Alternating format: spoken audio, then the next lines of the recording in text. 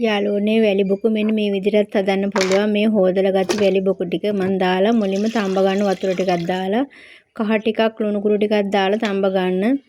අපි ගියා පොඩ්ඩක් ඇවිදින ඔයාලට ඒවත් බලන්න පුළුවන්.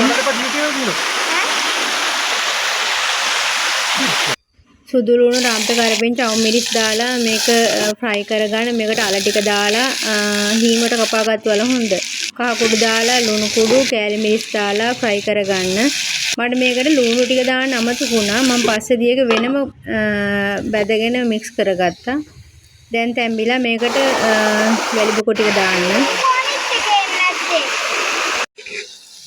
හොඳ පදමට ටෙම්පරාදු වෙලා තියෙන්නේ. මේකට ලුණු එහෙම මදි නම් ආයෙ දාලා මේක කරන්න. මම පස්සේ තමයි ලුණු ටික බැදගත්තේ. මොකද මට බැද ගන්න අමතක වුණා. එහෙම කළා මම අවසානයේ දෙකම එකට මික්ස් කරලා ෆ්‍රයි කරගත්තා. හරි රසයි. හොඳට try කරලා බලන්න. මගේ වීඩියෝ බැලුවට තෑන්ක්ස් ඔයාලට.